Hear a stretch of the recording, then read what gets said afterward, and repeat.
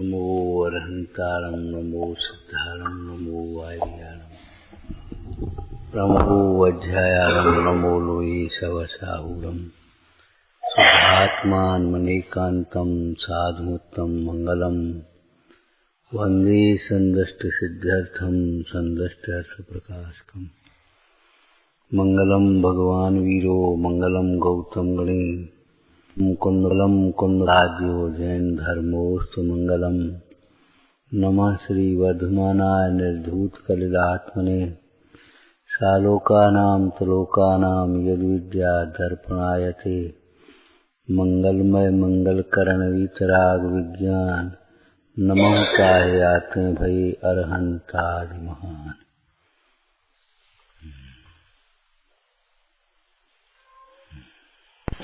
अर्थात ज्ञानमय ही रहने वाला, ज्ञाता ही रहने वाला, कितने ही परिवर्तन हो जाए,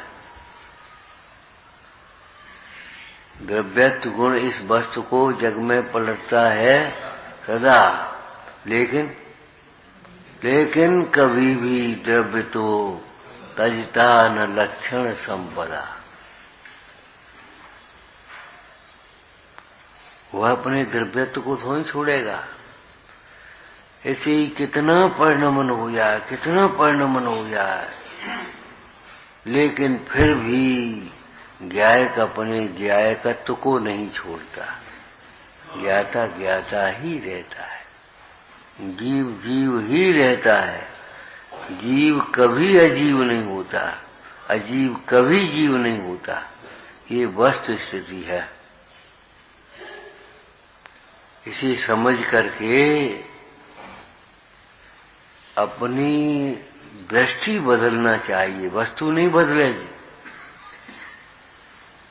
दृष्टि बदलना चाहिए। कहते आस्ताम बहिरुपाधि, ये बाहर की उपाधि तो दूर रहे, इससे हमें क्या प्रयोजन है। बाहर की उपाधि तो दूर ही रहे। आस्ताम बहिरुपाधि चय तनु बच विकल्प जालमप्य परम। शरीर संबंधी विकल्प भी मिथ्या है, शरीर की चिंता भी मिथ्या है। एक बार क्या हुआ, एक शिकारी भगा हिरण के बच्चे के पीछे या खरगोश के बच्चे के पीछे, भागता भागता पहुंचा, और जैसे उसने देखा वो पीछे शिकारी आ रहा है, वो झाड़ी में घुस गया। झाड़ी में घुस गया, शिकारी भी खोजते खोजते उसको पहुंच गया और उसको खींच लिया। हिरण ने कहा, कभी त्रियंचों से भी बुलवा देते। हिरण बोला, ठीक है, अब तुम हमें मारोगे, मार लो, कोई बात नहीं, लेकिन एक प्रश्न का उत्तर दो हमारे का। बोले क्या? पूछो। बोले हमारा पता तुम्हें किसने बताया, ये बताओ। हम यहां छिपे हैं, ये किसने बताया? इस शरीर, जिस शरीर की ममता में हम भगे और झाड़ी में छिपे, उस शरीर में लगा हुआ बाण, उससे टपकता हुआ रक्त, उसी ने तो पता दिया तुम्हें। वो सियालनी सुकुमार तक कैसे पहुंची थी?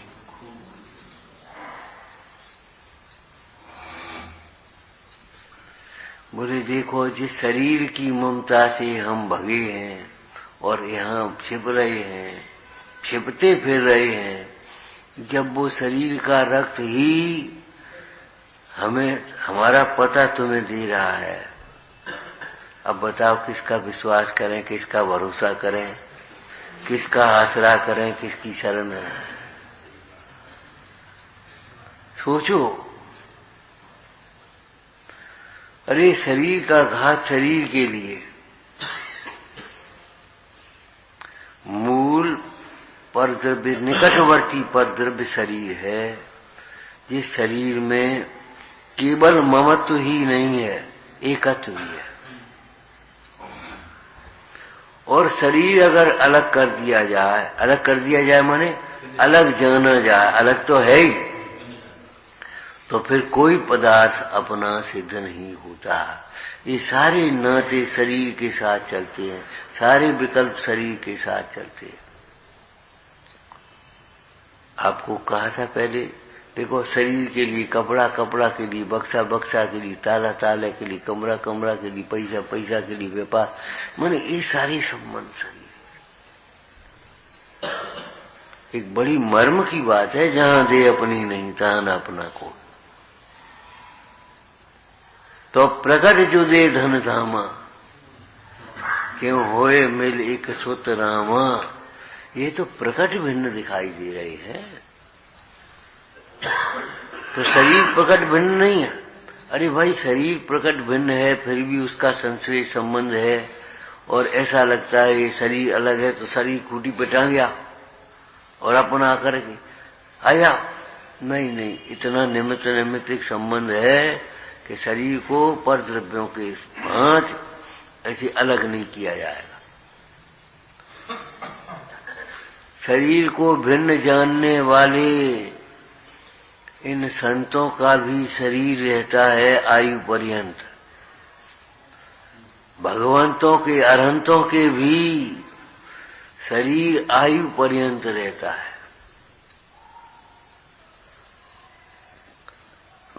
तीन कर्मों की स्थिति घटा लेंगे, लेकिन शरीर की आयु उसको नहीं घटा पाए। लोग पूर्ण समुद्र घात में और कर्मों की स्थिति तो घटी आयु, लेकिन शरीर की नहीं घटे। जितनी आयु है उतने है। आयु से एक समय ज्यादा रहता नहीं, और आयु एक समय पहले, आयु पूरी होने से एक समय पहले छूटती नहीं। ऐसा शरीर का संबंध है। तो इस बाह्य पदार्थों की उपाधि, तत्संबंधी विकल्प, ये तो बहुत दूर की बात है। शरीर और वचन संबंधी विकल्प भी मिथ्या है। अगर हम इन व्यवहारिक संबंधों को दूर करें, उनकी चर्चा न करें, दूर करें माने उनकी चर्चा न करें, तो जिस प्रकार ये पड़ोसी भिन्न हैं, जिस प्रकार ये बाह्य पदार्थ भिन्न है, उसी प्रकार शरीर भी भिन्न है। परद्रव्य है। निकट होने से क्या फर्क पड़ गया?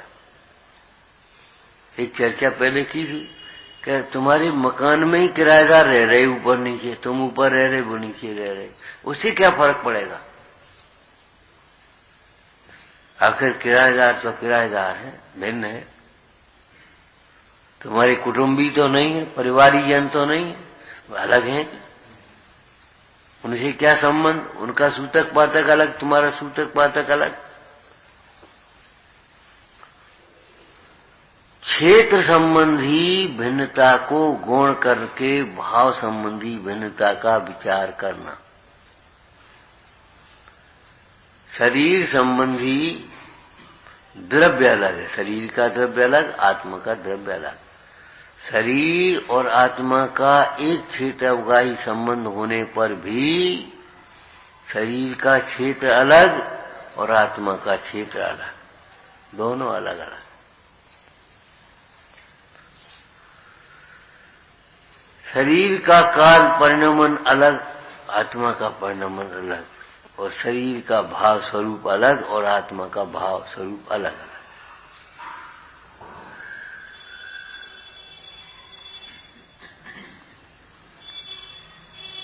कहां विकल्पों में उलझे हो? कैसा प्यारा भजन है, जिया कब तक उलझेगा, कब तक और उलझोगे? कभी कभी अब ये कब तक करते रहे, अब ये दवा कब तक खाएं? अरे भैया कुपथ कब तक किया है? वर्षों का कुपथ और दिनों की दवा, और जी लगता है अब जी दवाई कब तक खाने पड़ेगा? कब तक हम तत्व अभ्यास करते रहें, कब तक सुनते रहें कि जब तक हमें देह और आत्मा जैसे वस्त्र और शरीर भिन्न भाषित होता है वैसे भिन्न भाषित होने न लगे, तब तक देह और आत्मा की भिन्नता का बारंबार श्रवण करना, बारंबार विचार करना।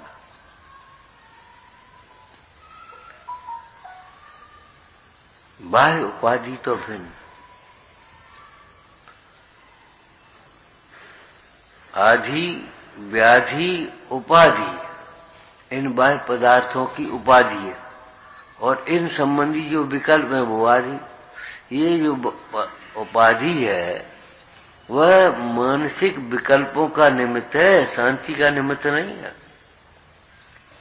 परिग्रह चिंता दुख ही मानो, ये चिंता का निमित्त है, चिंता दुख रूप है, इसलिए परिग्रह को दुख रूप ही मानो, सम्यक एकांत। अभी प्रवचन सार जी शाम को देख रहे थे, बाह्य हिंसा हो भाव हिंसा न भी हो, लेकिन परिग्रह का ग्रहण बिना विकल्प के, बिना मूर्छा के नहीं होता।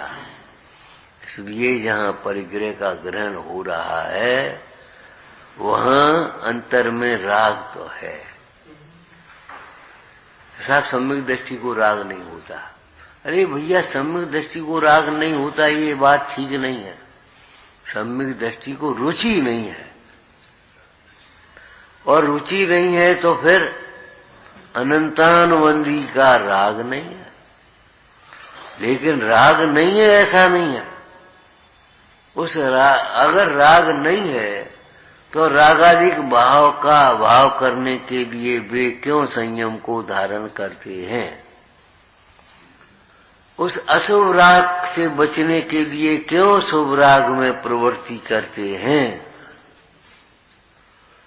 अगर है ही नहीं, सत्ता को नकारने से काम नहीं चलेगा। सत्ता को नकारेंगे तो अद्वैत ब्रह्म की सिद्धि करने लगे, उस मत में पहुंच गए जिन मत से बाहर हो गए। सत्ता का अगर निषेध किया, सत्ता का निषेध नहीं है, रागाधिक है। रागाधिक नहीं हो तो बोलो बोलो, रागाधिक अगर नहीं हो तो क्या दोष आएगा? अरे रागाधिक नहीं हो तो संसार कैसे होगा? मुक्ति का उपाय की बात ही नहीं, पहले संसार ही कौन होगा? संसार का अभाव सिद्ध होगा अगर रागाधिक भाव नहीं है तो। अगर कोई कहता क्या होता है कर्म फर्म, क्या होता है? अगर कर्म की नहीं होते तो ये भिन्नताएं दिखाई देती हैं नाना प्रकार की, वो भिन्नताएं नहीं होती। भिन्न भिन्न शकलें नहीं होती, भिन्न भिन्न अकलें नहीं होती, भिन्न भिन्न परिस्थितियां नहीं होती, भिन्न भिन्न अवस्थाएं नहीं बनती। ये सब कर्म जनित अवस्थाएं हैं। इन अवस्थाओं को देख करके हमें समझ लेना चाहिए कर्म है। पंडित टूटरमल जी ने पूरा अधिकार करके अंत में कहा, ऐसी अवस्थाएं तेरे ऊपर बीतती हैं या नहीं? क्या बीतती हो तो विचारना, संसार रूपी रोग मुझे पाया जाता है और उसके अभाव का हमें उपाय करना है। ये अवस्था बीतती है। टेम्परेचर थर्मामीटर में आ जाए, हाथ छूने से गर्म दिखाई दे, नाड़ी बढ़ी हुई हो, भूख नहीं लगे, अवस्थाएं ये सब हो, और भैया तुम्हें तो बुखार है। नहीं, बुखार नहीं है, तुम्हारे कहने से नहीं, ये तवा जैसा तप रहा है, नाड़ी तेज चल रही है, भूख नहीं है, प्यास प्यास लग रही है तुम्हें, और तुम कहते बुखार नहीं। भाई लक्षण है, वहां लक्ष्य होना चाहिए। ये संसार अवस्था है, तो संसार अवस्था है तो संसार अवस्था का कारण कर्म होना चाहिए, है कर्म। नहीं है ऐसे कहने से काम नहीं चलेगा। रागादिक है ही नहीं। अरे रागादिक नहीं हो तो कर्म कहां से आ जाएंगे, और कर्म नहीं हो तो ये संसार कहां से आएगा। एक बहुत सुंदर एक चिन्ह बता, लक्षण, राग नहीं होगा तो दुख नहीं होगा। राग नहीं होता तो दुख नहीं होता, और दुख हो रहा है इसका मतलब राग है। नहीं, हमें राग नहीं है, राग का उसे नहीं हमें। कहने से कैसे काम चलेगा, राग नहीं है। राग की सत्ता का नकार मत करो, राग को अपना स्वभाव मानने का निषेध है। जैन शासन में ये नहीं कहा राग नहीं है, ये कहा राग जीव का स्वभाव नहीं। ये नहीं कहा छह द्रव्य नहीं है, छह द्रव्य अपने नहीं है। ये विश्व नहीं है, ये नहीं कहा। ये विश्व ईश्वर के द्वारा किया हुआ, किसी के द्वारा किया हुआ नहीं है। अब कहो विश्व ही नहीं है, तो फिर ये क्या है, सामने दिखाई दे रहा है कि ये ईश्वर की माया है। ईश्वर की माया, ईश्वर में माया नहीं होती, माया में ईश्वर नहीं होता। ये तो हमारे देश की आम भाषा है, माया में राम नहीं, राम में माया नहीं। माया वाले को राम नहीं मिलेगा, और राम के चाहने वाले को माया की ममता नहीं होगी। ममता नहीं, माया नहीं मिलेगी ये नहीं कह रहे, माया की ममता नहीं होगी, माया में अटका जा रहे। सरस्वती का उपासक, सरस्वती का उपासक लक्ष्मी की छलना में नहीं पड़ता। लक्ष्मी का छल है, ये आकर्षण है। जो सरस्वती का उपासक है वह लक्ष्मी की छलना में नहीं आता, बातों में नहीं आता किसी की। तो ये बाह्य उपाधि तो दूर रहे। जो इसे बाह्य उपाधि को अपना मानते हैं, ये बाह्य उपाधि उनकी भी नहीं होती। एक लाइन पढ़ी है आपने, ये वसुधा काऊ की न भई। कैसे कैसे भूपाल हो गए इंच इंच भर जमीन के लिए, लेकिन ये वसुधा काऊ की न भई। अरे भाई, अंतरिक्ष पर यात्रा करने की तैयारी करने वालों को सोचना चाहिए, क्या वसुधा पर प्रेम से रहना नहीं आ रहा, शांति से रहना नहीं आ रहा, विज्ञान करना नहीं आ रहा, अंतरिक्ष को देख रहे।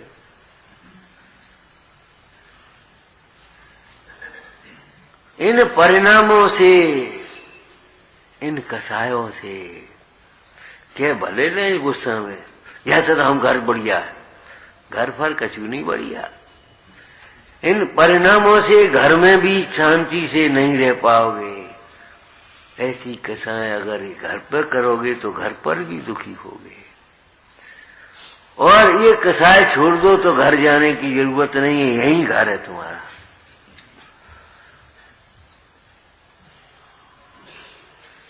ये वसुधा काऊ की न भई, हो सकती नहीं है। माने हम इसके स्वामी हैं। चर्चा संग्रह कौन सा ग्रंथ है? चर्चा समाधान चर्चा संग्रह कौन सा है? राजाओं को देख करके पृथ्वी हंसती है, राजाओं को देख करके पृथ्वी हंसती है कि ये भूस्वामी कहलाते, भूपाल कहलाते हैं, भूपति कहलाते हैं, और सब मरने के बाद भूमि में ही समा गए। राजाओं को देख करके पृथ्वी हंसती है कि कैसा अभिमान है इनको, अपने आगे किसी को समझ ही नहीं रहे। हमारी इतनी जायदाद है, हमारी इतनी जमींदारी है, इतना बड़ा राज्य है। अरे दुनिया के नक्शे में चिन्ह तो लगा करके देखो कितनी है तुम्हारी जमींदारी। राजाओं को देख करके पृथ्वी हंसती है कि आखिर छोड़ करके चले ही तो गए, और क्या हुआ, सारे भूपति भूमि में ही समा गए, भूमि में ही समा गए, मट्टी में मिल गए। क्यों मिल गए मट्टी में? कि मट्टी ही थी इसलिए मट्टी में मिल गए, और उस मट्टी को अपना मान रहे थे। माटी का खिलौना एक दिन माटी में मिल जाएगा।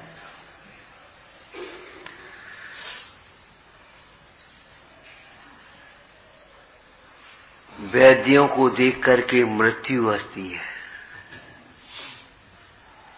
मृत्युंजय एक रस है आयुर्वेद में, मृत्युंजय। लेकिन उस मृत्युंजय आत्मा को कहते हैं। मृत्युंजय एक तीर्थ बना लो, मृत्युंजय का जाप कर लो, मृत्युंजय का विधान कर लो, ये सब कल्पना मात्र है। वैद्यों को देख करके मृत्यु हंसती है कि सारे बड़े बड़े धनवंतरी हो गए, अंत में मरण को ही प्राप्त हो गई, कोई औषधि काम नहीं आई, दवा बक्स में धरी रही, एक परदेसी हुआ रवाना, प्यारी काया पड़ी रही। वैद्यों को देख करके क्या नाम मृत्यु हंसती है। क्या देखो इतना बढ़िया शब्द लिखा है अमृतचंद स्वामी ने, घड़ा बनाने के अहंकार से भरा हुआ होने पर भी कुम्हार घड़ा का करता नहीं है। घड़ा बनाने का अहंकार होने पर भी कोई कुम्हार, उसको हम स्पष्ट कर दें तो बालू का घड़ा नहीं बना सकता, बालू का घड़ा नहीं बना सकता।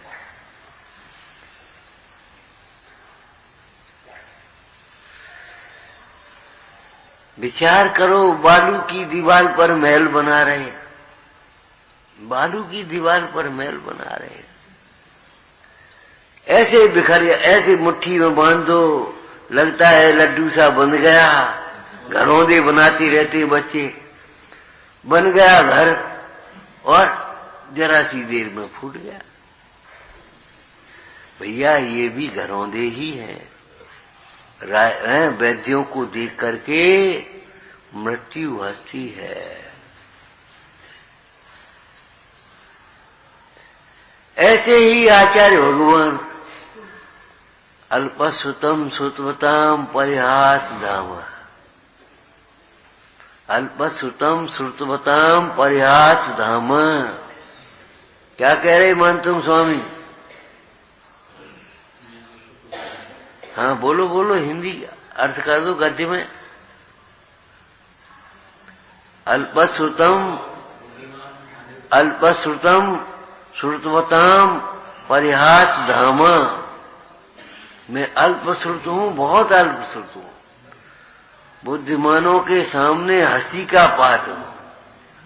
बुद्धिमान हंस रहे हैं, क्यों? शरीर और आत्मा भिन्न है क्या? हाँ भिन्न है। कैसी भिन्न है? जानते हो तुम शरीर और आत्मा भिन्न है? वो सम्यक्त की कथाओं में आया ना, सम्यक्त कौमुदी,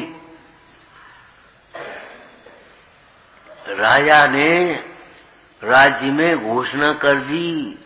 अष्टानिका के पर्व में सब बसंतोत्सव मनाने के लिए नगर की नारियां वन में जाएंगी। वन में वहां उनका जो कुछ भी होगा अपना करेंगे, मनाएंगे उत्सव। अब राजा की रानी भी वन में पहुंच गई और राजा का चित्त चंचल हो उठा। लेकिन उस दिन हुआ क्या था मालूम है? जब ये घोषणा हुई तो नगर सेठ राजा के दरबार में भेंट लेकर के पहुंचा और भेंट रख करके निवेदन किया, महाराज अष्टानिका पर्व हमारे धर्म के पर्व हैं,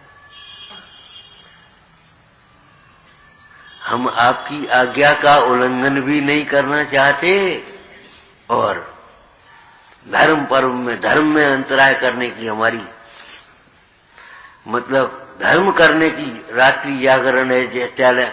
इन दिनों हम 8 दिन रात्रि जागरण करते हैं अपने चैचालयों में,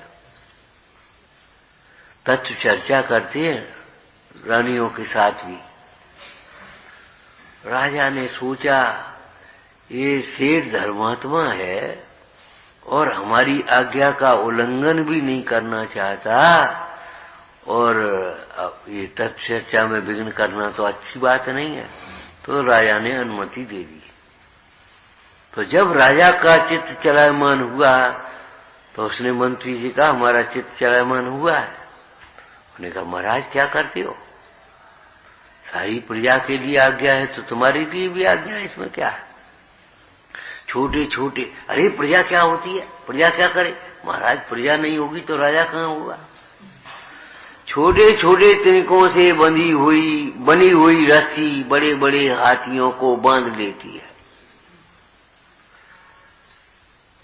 अपना उपयोग बदलो।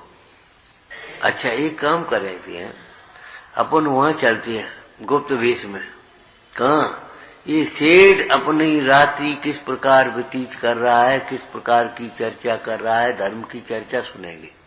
चलो वहां दोनों राजा और मंत्री पहुंच गए, पीछे छिप करके खड़े हो गए। भक्ति और जाप समाय के बाद धर्म चर्चा शुरू हो गई। सेठ ने कहा, सेठ से पूछा, सेठ की पत्नियां थीं, उन्होंने पूछा हे स्वामिन आपको सम्यक्त में कौन निमित्त हुआ, कौन सी घटना ऐसी बनी जिससे आपको सम्यक्त जागृत हो गया? सम्यक्त का मतलब यहाँ वर्तमान योग में देव शास्त्र गुरु के प्रति श्रद्धान हो जाना। कोई घटना घट जाती है तो हम अरे हमारी पक्की श्रद्धा हो गई। तो सेठ ने फिर अपनी घटना सुनाई। इस नगर में एक बार में जा रहा था, एक चोर था, सूली पर लटका था, प्राण निकले नहीं थे। मैं उधर से निकला। चोर ने कहा सेठ जी आप बड़े दयालु हो, धर्मात्मा हो, बड़ी प्यास लग रही है, थोड़ा पानी पिला दो। सेठ को दया आ गई। सेठ ने कहा ठीक है भाई हम तेरे लिए पानी लेकर के आते हैं, तब तक तू ये नमोकार मंत्र का स्मरण करना। उसने नमोकार मंत्र का स्मरण करने लगा। उसके परिणाम शांत हो गए और जब तक सेठ आए प्राण निकल गए, स्वर्ग में देव हुआ। इधर चुगलखोरों ने चुगली कर दी। ये सेठ चोर से जाने क्या बातें कर रहा था। चोरी का माल जरूर इस सेठ के घर में होगा, जरूर इस चोर का संबंध सेठ से रहा होगा। तो राजा ने सिपाही भेजे। उधर वो स्वर्ग में जन्म की व्यवस्था तो अलग है, सेज उठे जो जागे। जैसे सैया पर्व से आप उठ बैठती हैं, ऐसे यहां से जाकर के देव पर्याय हुई और ऐसे उठ गया। उसने कहा कहाँ आ गया हम? अरे सेठ ने, धर्मात्मा सेठ ने हमें धर्म सुनाया था, पंच परमेष्टि का स्मरण कराया था, उसके प्रभाव से मैं स्वर्ग में देव हुआ हूं। उसने ऐसे नीचे देखा और मेरे कारण अब सेठ पर आपत्ति आ रही है। सेठ को राजा पकड़ कर बुलवा रहा है वो दंड देने के लिए, चुगली की है। और वो पहरेदार आकर के बैठ गया बन करके सेठ, वो कौन? देव, सेठ के घर पर। और एक सैनिक को भगाया, दूसरे सैनिक को भगाया, राजा आया, पूरी सेना लेकर के आ गया। उस पहरेदार ने कहा, ए राजन, सुनता है कि नहीं? सेठ की शरण में जाए तो तुझे छोड़ सकता हूं, नहीं तो कहीं नहीं छोड़ूंगा। तू कहां जाएगा? तू कितनी सेना है तेरी? बेचारा सेठ की शरण में राजा पहुंचा। सेठ को तो कोई दुर्भाव था ही नहीं, भैया कौन, हमारा तो क्षमा भाव है, हमें तो कोई राजा से, ये तो हमारा स्वामी है, कौन है, छोड़ो भाई, इसको दुखी मत करो। और आकर के ये घटना देखी, तब से मेरी देवशास गुरु के प्रति, पंच परमेष्टि के प्रति श्रद्धा दृढ़ हो गई। तो और पत्नियों ने बोली कि हम, हे स्वामिन, हम आपकी बात की प्रतीति करते हैं, होगी ऐसी घटना, जरूर होगी और आपको सम्यक हुआ होगा। उस प्रकार से एक छोटी रानी थी, वो बोली सब झूठे, हम नहीं मानते। अब राजा ने पूछता है कि ये घटना हमारे पिताजी के काल में व्यतीत हुई थी और उस समय पिताजी ने फिर दीक्षा ग्रहण करके चले गए थे, और ये रानी कैसी है जो कहती है झूठे, हम नहीं मानते। ऐसे ही अन्य रानियों ने भी अपनी अपनी सम्यक्त की घटनाएं सुनाई और रानी ने एक ही उत्तर जय रटा दिया, हम नहीं मानते, सब झूठे। राजा को क्रोध तो आया, लेकिन उस समय दबा करके रह गया, बोली कल देखेंगे, सोचता।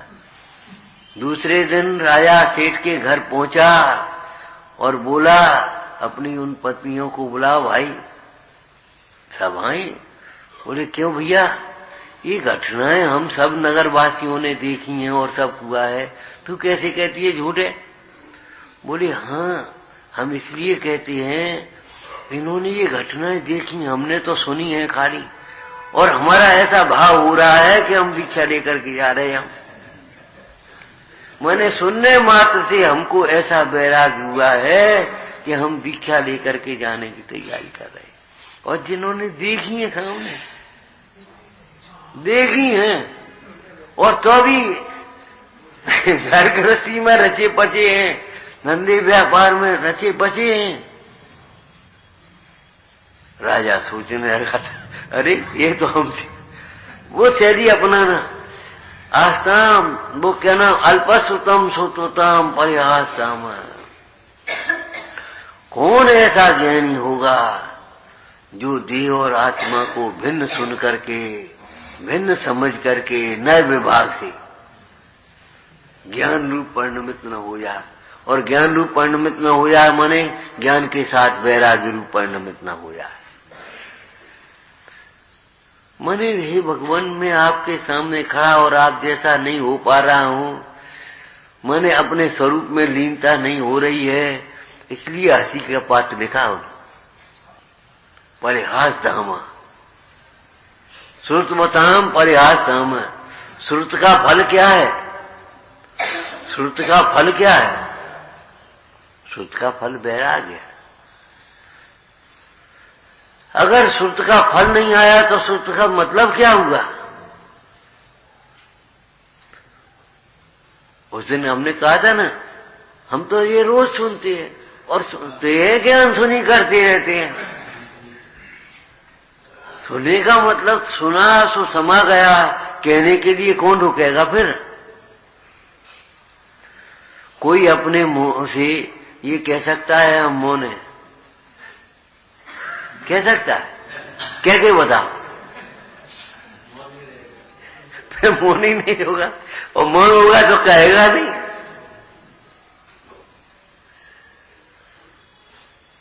विचार करो, आत्मा को और देह को भिन्न जान करके भी कौन ऐसा होगा जो देह में ही रचा पचा रहेगा, देह से जिसे विरक्तता नहीं आएगी। अभी भिन्नता भाषित नहीं हुई, शब्दों से तो अपन कहते हैं, विचार में अनुकूलताओं में विचार भी कर लेते, देह भिन्न है और आत्मा भिन्न है, लेकिन देह और भिन्नता, आत्मा की भिन्नता भाषित होने का अर्थ क्या है? आप अपने से पूछो। जो जो पदार्थ आपको भिन्न भाषित होते हैं, उनकी आपको कोई चिंता नहीं होती। क्यों जी? मकान बनवा क्यों नहीं रहे? वो साहब उनकी जगह है, वो बनवा नहीं बनवा, हम क्या करें? उनकी है, हमारी जो है नहीं, हम क्या करें? वो भैया के हिस्से में है, वो भैया बनवा नहीं रहा, तो हम क्या करें? माने निश्चिंत। और जहां हिस्सा हुआ तुम्हारे हिस्से में आ गई, हाँ अब हमें बनो, ऊपर आ गई, चढ़ गई। पर द्रव्य को अपना मानना यही समस्त दुर्विकल्पों का कारण है। देही विकल्पित जाल को तो दूर कर दे शीघ्र ही, संसार वन में डालने का मुख्य कारण है यही। जितनी उपाधियां हैं, जितने हमारे विकल्प हैं, इस देह से संबंध। सामायिक में प्रतिक्रमण की चर्चा करते हुए पंडित सदा सुखदास जी ने लिखा, ये जीव जो देह के अनुकूल है उसे अपना मित्र मान लेता है, और देह के जो प्रतिकूल है उसे शत्रु मान लेता है। देह का घात करने वाले को घातक मान लेता है, और देह की रक्षा करने वाले को रक्षक मान लेता है। देह के उपकारी को उपकारी मान लेता है, देह के अपकारी को अपकारी मान लेता है।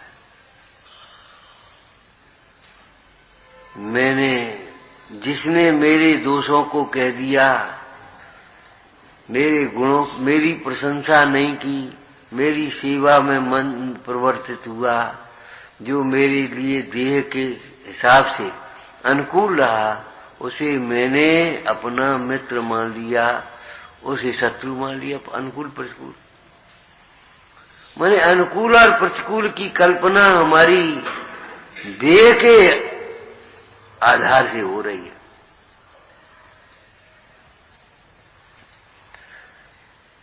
अगर देह के आधार से अनुकूल प्रतिकूल की कल्पना नहीं करें तो ये अनुकूल और प्रतिकूल की कल्पना कम से कम बदल तो जाए।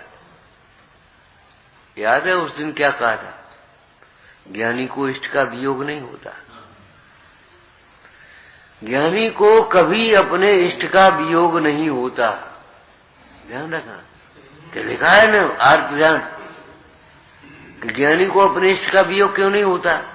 अरे भैया, ज्ञानी वियोग होने वाले पदार्थों को इष्ट मानता ही नहीं। ज्ञानी कभी निराश नहीं होता। ज्ञानी कभी निराश नहीं होते। क्यों? ज्ञानी पर से पहले ही आशा नहीं करते। एक बालक कह रहा है कि हम कभी फेल नहीं हुए। बेटा पढ़े कितने कि हम स्कूल ही नहीं गए। जब परीक्षा दो तब तो फेल और पास की बात आएगी। जब परीक्षा ही नहीं, पढ़े ही नहीं है, तो फेल और पास की बात ही नहीं।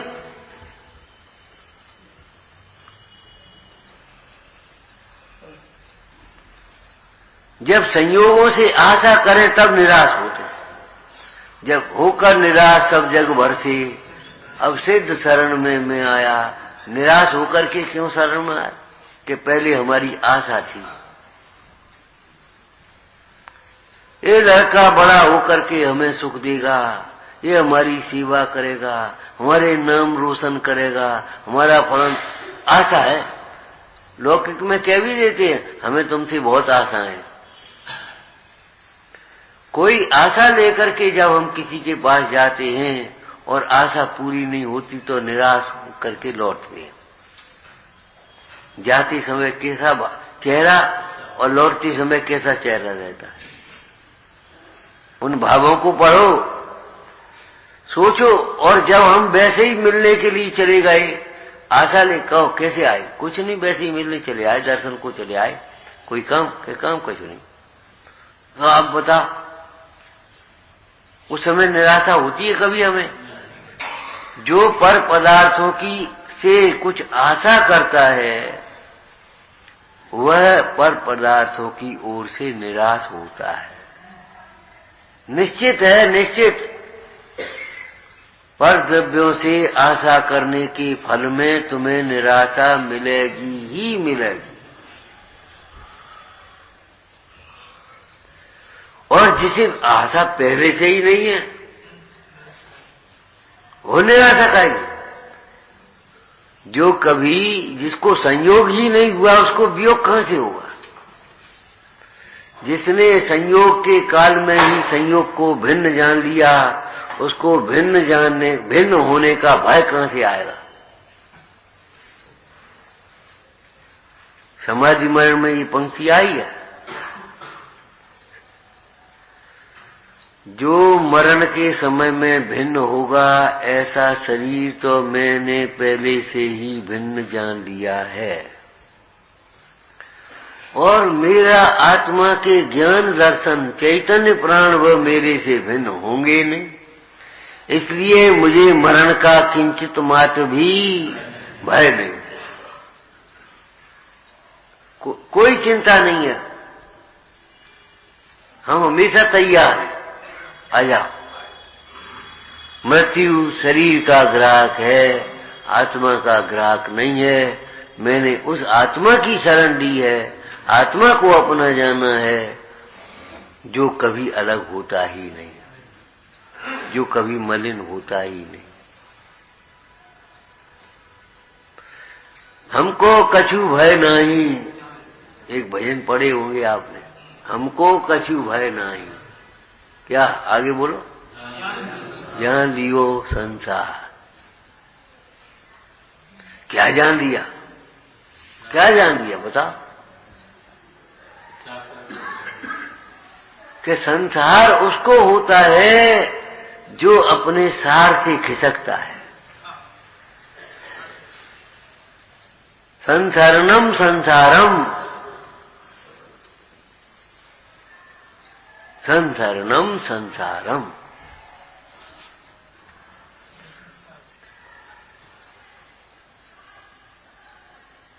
अब जब संसार से खिसकेंगे नहीं तो हमको भय क्या है? का हमको कछु भय नहीं, जान लियो संसार, जो निगोद में सो ही मुझ में निश्चय मोक्ष मझार, और निश्चय भेद कछु भी नहीं भेद गिनत। संसार उनके होता है जो भेद गिनते हैं, अपने से भिन्न होते हैं।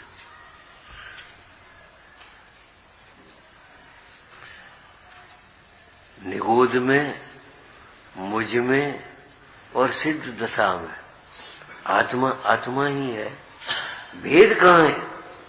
कुछ बात स्वामी कहते शरीर के भेदों से जो आत्मा को में भेद जानता है वह बहिरात्मा है। क्यों? शरीर के भेदों से आत्मा में भेद नहीं होते।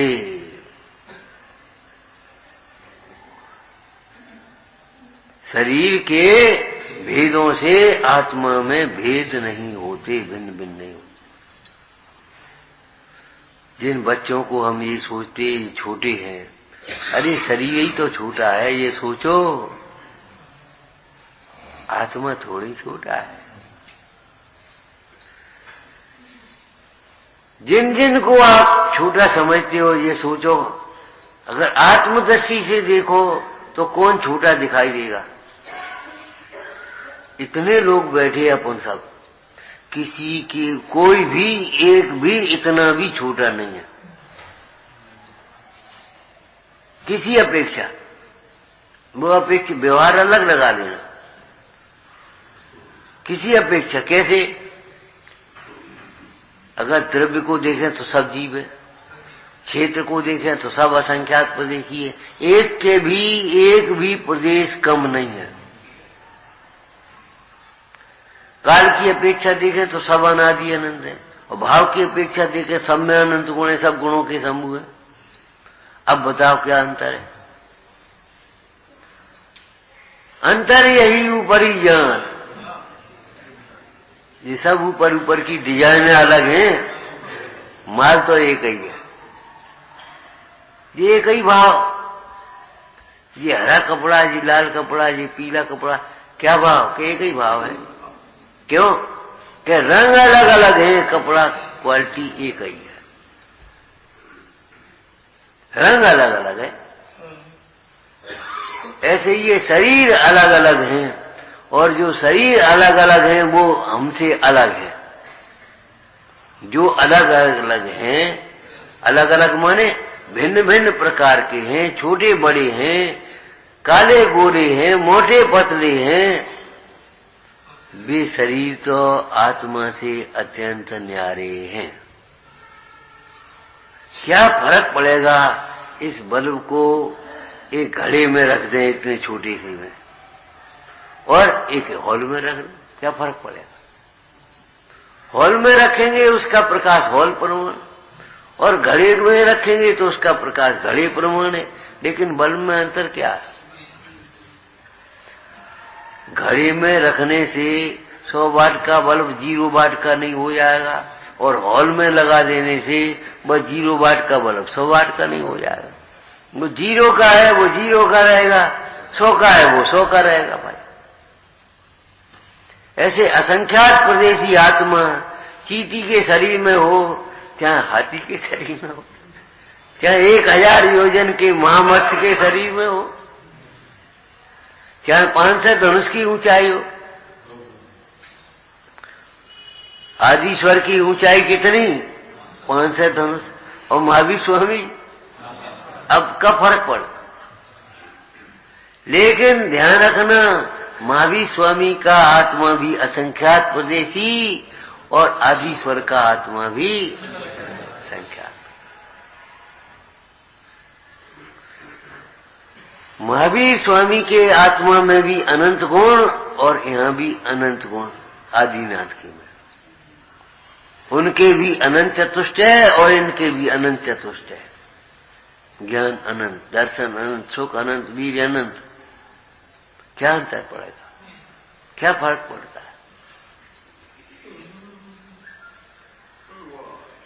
किसी जीव को छोटे से छोटा समझ करके कभी तिरस्कार मत करना। कभी ये मत सोचना कि क्या समझेगा ये छोटा है। कभी कभी बहुत भ्रांति हो जाती है। एक वयोवृद्ध बाबा जी बैठते थे स्वाध्याय में, आ गए सो बैठते थे, रोज आते थे बैठ। हम सोचते थे क्या समझते होंगे बेचारे, ठीक है सुन रहे अच्छी बात है, लेकिन क्या समझते होंगे। लेकिन जब उन्होंने एक दिन बुलाया और बोले भैया समाधि करनी है। समाधि करनी है? समाधि करनी है? कैसे? तो बताओ क्या करना पड़े। देह और आत्मा की भिन्नता तो हम रोज समझते ही हैं। अब देह की स्थिति ज्यादा तो है नहीं, भाषित तो हो रही है हमें, अब देह छूटेगी। हमारा उपयोग चल विचल न हो, इसके लिए संबोधन की जरूरत है, समाधि करनी। हमने सोचा बता, हम सोचते थे ये क्या समझते होंगे बेचारे, ये देह और आत्मा को भिन्न समझते। अरे इन आचार्य भगवंतों के वचनों का स्मरण करो, जो देह से भिन्न आत्मा को समझते हैं वे क्या नहीं समझते, क्या नहीं समझते, वे सब समझते, अल्पकाल में सर्वज्ञ होने वाले।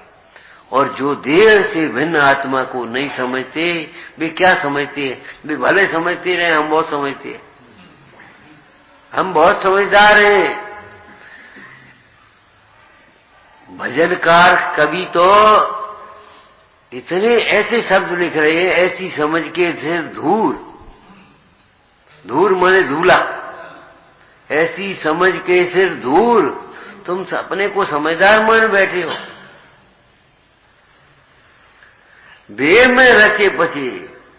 पंडित अब की बहुत बढ़िया सीजन चला, 50 लाख कमाए। अरे मूर्ख, 50 लाख के पीछे 4 महीने कमा दिए। 4 महीने से स्वाध्याय नहीं किया, जल्दी जल्दी भाग के थाली में द्रव्य फेंक के भगा, पूजा नहीं करी ढंग से। 4 महीने ढंग से रोटी नहीं खाई। 4 महीने बात मत करो, बोलो नहीं, फुर्सत नहीं अब। और तुम 4 महीने कितना आर्थ ध्यान किया, कितना रौद्र ध्यान किया, और तब ये 50 लाख कमाए। अरे तुम्हें मालूम है, जिस आत्मा की आराधना से अंतर मुहूर्त में अनंत चतुष्टय की लक्ष्मी और बाहर में संभूषण की लक्ष्मी प्रकट होती है, उसके सामने ये क्या है?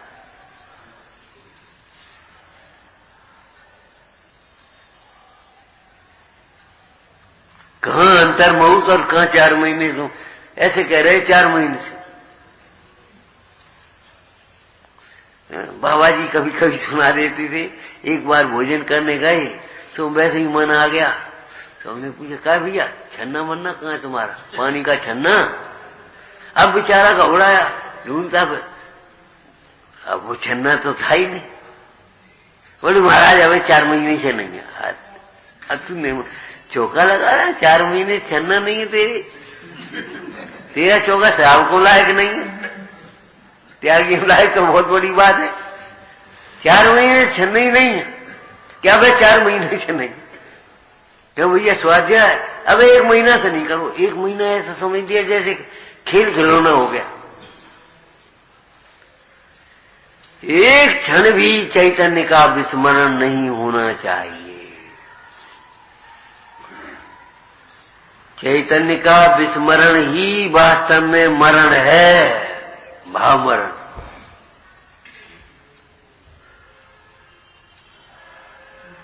घंटों की घंटों विकथा में बीत जाते हैं। सारी जीवन का लेखा अगर लिखा पढ़ी करें, अपन खाता वही निकालें, तो इतनी आयु हमारी काय में गई। जेती आयु तेती ताका लेखा कर दुखा, तो आदि तो सोवत अकारत ब्याह दी। आदि में अनेक रोग, बाल वृद्ध दशा भोग, और वो संयोग माए केती बीत जाए रे। कहाँ चली गई? कितना समय बचपन में ना समझी में गया, कितना फिर विषय भोगों में, कमाने धंधे फंदे में गया, कितना विकथा में गया, कितना सोने में गया। समझदार लोगों ने कहा जैनियों के आधे उपवास तो वैसे ही हो जाते हैं। रात्रि में कुछ खाया नहीं तो आधे दिन आधा तो उपवास वैसे ही हो गए। मैं कहा ज्यादा कम हो गया पेट में तो वैसे ही पच जाता है। जो राग से दूर भागते हैं, रोग उनसे दूर भागते हैं। जो राग से दूर भागते हैं, रोग उनसे दूर भागते हैं। हम इनका क्या बिगाड़ लेंगे? हम इनको कैसे दुखी करेंगे? हम इनको कैसे जीतेंगे? विचार करो, हमारा जीवन कहाँ जा रहा है? और बड़ी शान से बखान कर रहे हैं हम। विश्व में देखने और दिखाने लायक एक शुद्ध आत्मा है, दूसरा कुछ नहीं। जिसको कुंद कुंद स्वामी ने दिखाने की प्रतिज्ञा की, दर्शाऊं एक विभक्त को, आत्मा तणे ने भाव से। मैं अपने निज वैभव से आत्मा को दिखाता हूं। अर्थ क्या हो गया? इसका मतलब आत्मा को दिखाते नहीं है, देखते हैं। दिखाते नहीं है, देखते हैं। अरे निज वैभव माने ज्ञान का वैभव। निज वैभव से देखा जाता है कि दिखाया जाता है? निज वैभव से देखा जाता है कि दिखाया जाता है जिस द्वारा, और देखते हैं तब देखने के जिज्ञासुओं को देखने में निमित्त होते हैं, तो दिखाया जाता है ऐसा कहा जाता है।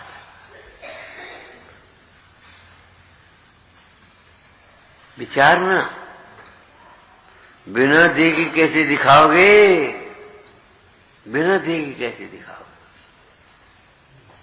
देखना मत दिखाना कैसे करोगे? प्रत्येक जीव का देखने का स्वभाव है, दिखाएगा कैसे? जिस वाणी के द्वारा कहा जाता है वो वाणी अलग है, वचन वर्णना अलग है, और जो जानता है वो ज्ञान स्वभावी आत्मा अलग है। एक मुंडराज थे, आंखों की दृष्टि थोड़ी कमजोर हो गई, इन आंखों की बात कर रहे थे। एक भक्त आया, महाराज चश्मक, हम यहीं बुलाना डॉक्टर को, यहीं वो देख लेगा, नंबर दे देगा और चश्मा बन जाएगा। मनवार आपको करने का जो नहीं, खाली ये देखना है कि एक चश्मा बनवा दे। बोले भैया क्या होगा इस चश्मे से, ये बताओ। अरे आप स्वाध्याय करोगे, आप अपनी चर्या करोगे, आप चलोगे फिरोगे। मुंडाज बोले भैया सुनो, चश्मे से दिखता है वह देखने लायक नहीं है, और जो देखने लायक है वह चश्मे से दिखता नहीं। अब हम क्या करें? जब तक ये आंखें देख रही हैं, सोच रही हैं, तब तक आहार कर रहे, नहीं तो समाधि करेंगे। जब तक ये आंखें देख रही तब तक हम स्वाध्याय करेंगे, नहीं तो आत्मज्ञान करेंगे। कितना सुंदर उत्तर है, कितना मार्मिक उत्तर है।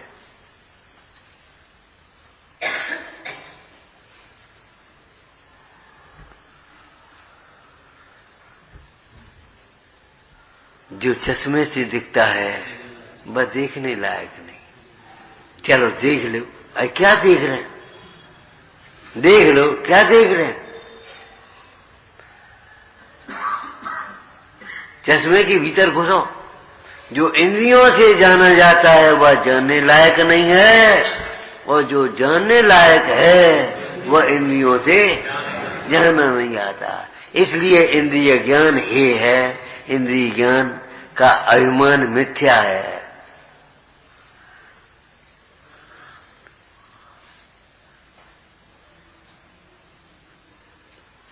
निष्प्रहता, निर्वांछकता, ये आत्मा के आश्रय से प्रकट होने वाला महागुण है।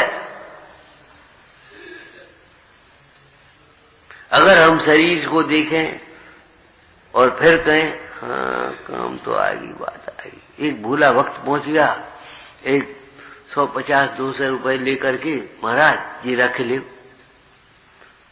बोले भैया काहे के रख ले, क्या करने अपन को? बोले काम आएंगे कभी, कबू कबू काम आई याद है। ठीक। मुनराज को भी कौतूहल आ गया समझाने का। मुनराज बोले भैया रख दे। अब एक बात बता, ये काम किस आएंगे? काम बता दे इसका, कौन सी काम आएंगे ये बता, फिर हम रख लेंगे। अब बोले भैया कहीं भोजन के लिए कुछ सामग्री खरीदना नहीं, किराया देना नहीं, हजामत बनानी नहीं, कपड़े सिलवाने नहीं, काम का आएंगे ये तो बता। वो सोचता शरीर की दृष्टि से देखते हो तो तुम्हें लगता है कि काम आएंगे, जबकि शरीर की दृष्टि से भी देखने पर वास्तव में अगर आगम से देखें तो काम नहीं आते। ये पैसा तुम्हारे यहीं नहीं चलेंगे, परलोक में क्या काम आएंगे, देवगति में क्या काम। अरे और तो और हिंदुस्तान का सिक्का अमेरिका में का काम आएगा। चलो आपकी गाड़ी ऐसी जगह खराब हो गई जहां कोई कुआ पानी कुछ हैंडपंप वगैरह कुछ नहीं, दुकान वगैरह कुछ नहीं, ऐसी खराब हो। अब पैसा जेब में धरे क्या काम है? बताओ क्या काम? धन से भोग नहीं मिलते, भोगों से सुख नहीं होता, सुख आत्मा में है। महाराज पूछते हैं, बेटा ये बताओ काम क्या आएंगे, ये बता दो तुम। अब सोचता रहा, ये तो कछु काम के नहीं। अरे हमारे ही काम के नहीं, तुम्हारे भी काम के नहीं, जिनके पीछे प्राण दे रहे तुम।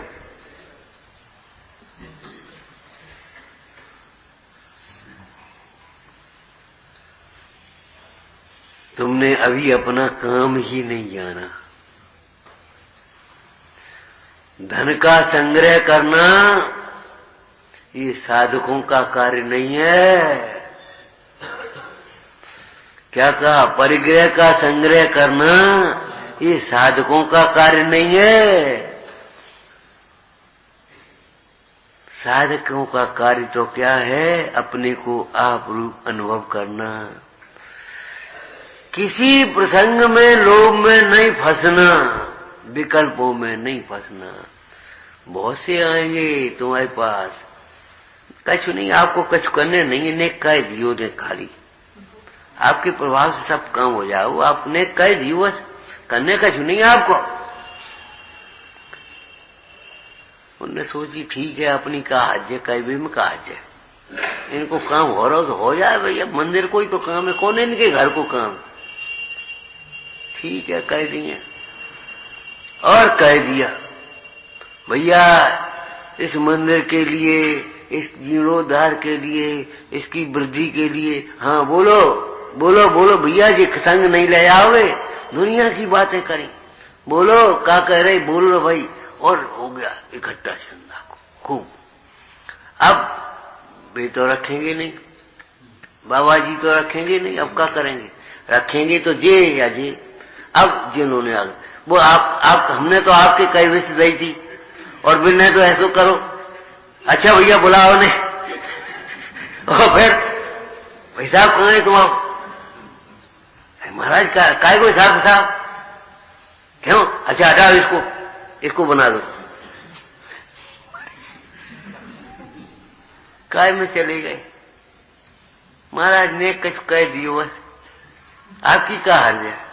अरे हर्ज है हम क्या, हमारी जिह्वा कहने के लिए है। क्या कहने के लिए है? तत्व की निरूपण करने के लिए। हम ये कह सकते हैं देह और आत्मा भिन्न भिन्न है, हम ये कह सकते हैं कि परद्रव्य दुख का कारण नहीं है, हम ये कह सकते हैं हमारा मोह हमारे लिए दुख का कारण है। इसके अतिरिक्त क्या करेंगे?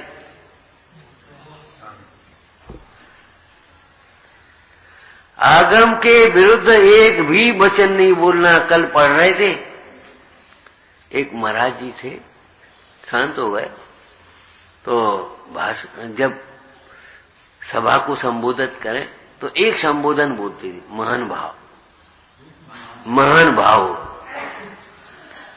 माताओं बहनों भाइयों ये कुछ नहीं।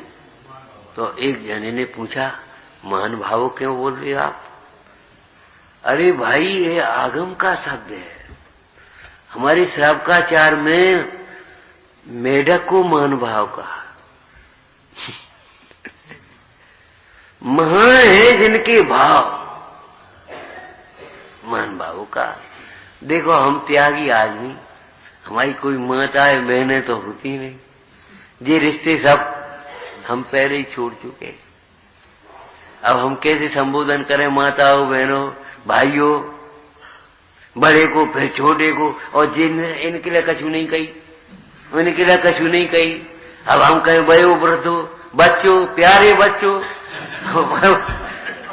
ये सब राजदेश की भाषा है, ये आगम की भाषा।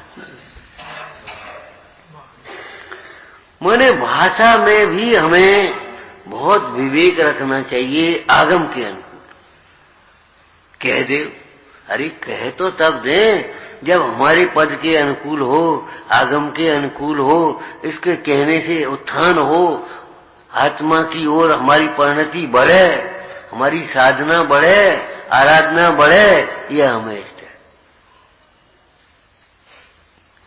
मौन में वह हितम साध्यम। सत्य महाव्रत के प्रसंग में शुभचंद्र आचार्य ने लिखा, मौन में वह महाहितम। वे मुनीश्वर बार बार विचार कर रहे, आत्मा का हित तो मौन में है, आत्मा का हित तो मौन में है। मौन साधकों की महानता को, बोलो क्या लिखा है आगे? अरे कहानियों में लिखा होगा, तुम्हारी पढ़ते ही नहीं हम तो, कभी कभी पढ़ लेते, भूल जाते। अरे ये भूलने की बात है। मौन साधकों की महानता को वाचाल व्यक्ति प्राप्त नहीं कर सकता। कुंद कुंद स्वामी साधकों से यही कह रहे, साधिए निज कार्य अविरल, साधु रत रहे मौन में। ये साधु जनो, तुम मौन होकर के अपनी साधना करो।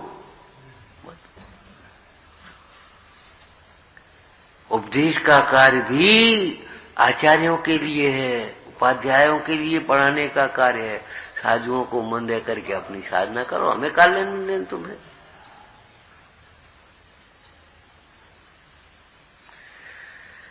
भैया जिसे हमने ज्ञान समझा सो ज्ञान नहीं है, जिसे धर्म समझा वो धर्म नहीं है, जिसे अपना समझा वो अपना नहीं है, जिसे दुख का कारण समझा वो दुख का कारण नहीं, जिसे सुख समझा वो सुख नहीं। ये पक्की बात है, लिखी हुई बात नहीं है, खाली यथानुभूत बात है। आचार्य भगवंतों ने इसका प्रत्यक्ष अनुभव किया है, तब कही है। हे जगत के जीवो, जैसे तुम ज्ञान मानते वो ज्ञान नहीं है। या ही प्रतीत कछु ज्ञान, सो दुखदायक अज्ञान ज्ञान, वो अज्ञान है। अगर उल्टे शब्दों में कहें हम तो कैसे कहेंगे? ज्ञान तो नहीं है, अज्ञान और है।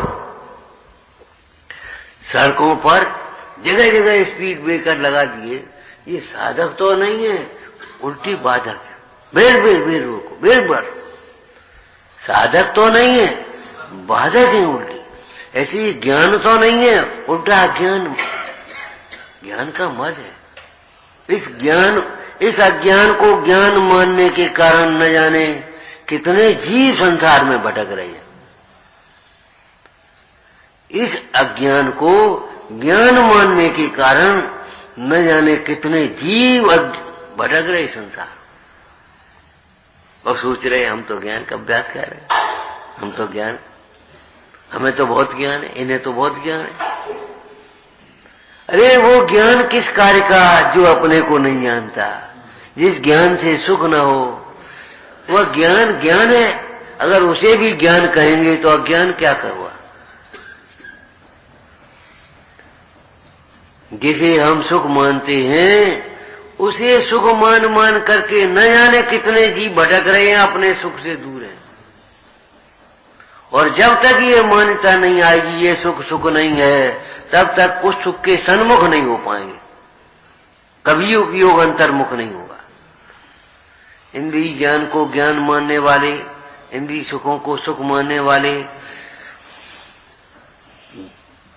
देह को अपना मानने वाले, इन प्राणियों का कभी भी उपयोग अंतर्मुख नहीं होता, कभी भी अंतर। और जब तक अंतर्मुख नहीं होगा तो तब तक आत्मा का प्रत्यक्ष अनुभव नहीं होगा। यह आत्मा कैसा है? नियम सार जी बोलना भाई, सर्वथा अंतर्मुख उपयोग से ग्रहण करने योग्य, पर का अवलंबन लिए बिना सर्वथा अंतर्मुख उपयोग से ग्रहण होने योग्य।